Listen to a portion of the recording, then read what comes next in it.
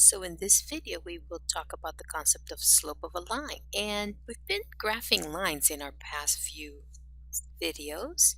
And you might notice that as you've been graphing lines, that there are some differences between some of these lines. You may notice that some of the lines, such as this first one that I have here on the far left, that they fall. When we look at them from left to right, the line is falling. Whereas this line down here, that line tends to rise.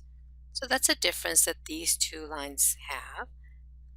Now here in the top we have the first line and the second line, both of them fall. However, you may notice that the line on the left falls faster than the line on the right.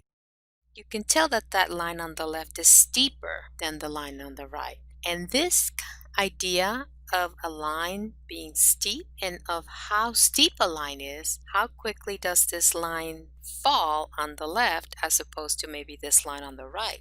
This is a very useful idea when we talk about real-world applications with our lines, with our equations.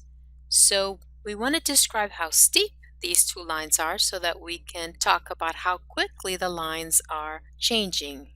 How quickly is the line falling? How quickly is the line climbing? How much the line increases, decreases in this case, in going from one point to the other. How much does this line decrease in the vertical direction as it increases in the horizontal direction? And that value we call the slope of a line. The slope of a line. So it's a measure of the vertical increase or decrease for a given horizontal increase. So let's talk about what this value would be for the line here on the left-hand side. That this line will change in the vertical direction by 9 units, so it's going to go down 9, and we're going to denote that by a negative 9 every time that it changes 3 units in the horizontal direction. So what that tells me is that I can start on any point on this line, on any arbitrary point of this line. I could start here, for example, and if I increase x by 3 units, then I'm going to have to decrease the y value, or I'm going to go down in the vertical direction by 9 units, and we're back on the line. So this notion of vertical change as compared to horizontal change, we're calling that the slope of the line, or the measure of steepness. And this notion of slope, I know you've heard that word used before, slope, like when you think of a ski slope, when you're jogging down a hill, slope of a hill.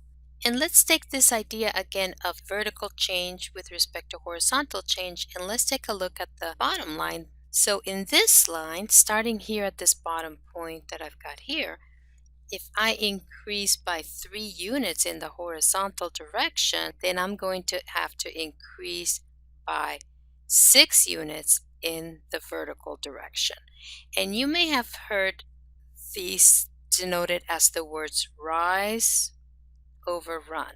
Slope equals the rise over the run, or vertical change over horizontal change. Some of the ways you may see slope described: horizontal change, and we even sometimes use this Greek letter delta, and we say delta y over delta x, which means this little Greek letter delta means change in. So change in y over the change in x. Now, when our line rise as it does in this bottom line, then our slope will be positive. So this line will have a positive slope. And when we compute our rise over our run, so our rise is 6 units over our run of 3, we're actually going to reduce that, and we'll get a slope of 2 over 1, or we can use the whole number 2. So this line in the bottom has a slope of positive 2 because it is rising. The line here on the left has a slope of negative 9 over 3, rise over run, which is negative 3. And notice it'll have a negative slope when the line falls. We've seen examples of a positive slope, and we saw an example of a line that was falling with a negative slope.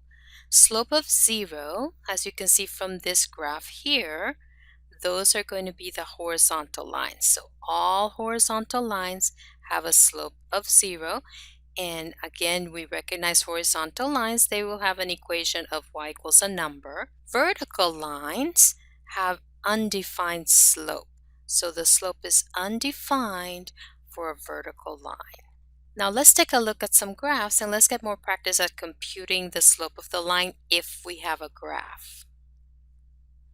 So again, to calculate the slope of a graph, we are going to compute the ratio of rise over run.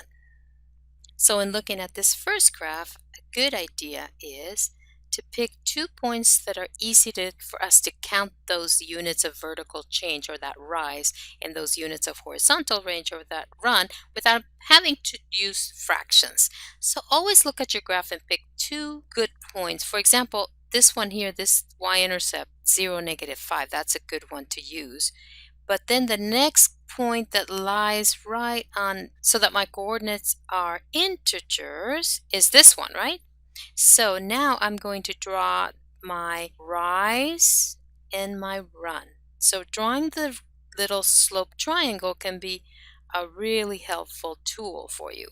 And then we're going to count the units to get from the bottom point to the top point. Now, looking at this line, you see that the line is rising, so we know that the slope is going to be positive.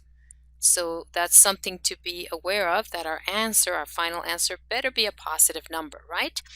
And so our rise is going to be up 3 units, and then our run is right 2 units, right 2. So up 3 and right 2 is the slope of 3/2. And again, it's positive, and that is our slope. And how do we check that? Well, that means that if I were to start anywhere on the graph and go up 2 and right 2, I should land back on my graph because lines have slopes that are constant. They're one number. So let's start here with this point where we just left off, 2, -2, and if we rise up by 3 units and then right by 2, notice that I get to this next point, 2, 1. And if I then go up 3, and right 2, I'm at another point of the line. So anytime I go up 3 and right 2, I land back on my line. Let's try another example. Okay, in example 2, this line is falling, so we know we're going to have a negative slope this time. Let's pick a starting point for us to start. How about the y-intercept this time? That y-intercept is a good one. The next point that I see that has integer coordinates close by is this one that's 2, -1. 2, -1. So we're going to get from the top point to the bottom point with our rise over run. And I would have to go down 1, 2, 3, 4, 5 units. So down 5 and right 2 units. So right 2. So my slope is down 5, -5, and right 2. And we can leave the negative symbol up with the 5, or we can put the negative symbol in front of the whole fraction, and these are equivalent. Okay, so you have a choice there of how you want to leave your negative. Okay, so negative slope, and again we can check by using the same rise over run to go to the next point. So let's see, down 5, right 2. And yep, we land on the next point. So good check. Let's do one more. Okay, this graph shows a rising line, so that's a positive slope. Let's pick a good starting point to start counting. How about the y-intercept here? That looks like a good point. And then the next point that I see that has nice coordinates is this one right here. Okay, be careful how you choose your points. Some of them look like they might be good points, but you want to be really sure that they're on one of those little crosshairs on the grid. Okay, and now we're going to count to get from the bottom point to the top point. And so I have 1, 2, 3, 4, 5, up 5. So up 5 units, and then we're going to go 1, 2, 3, right 3.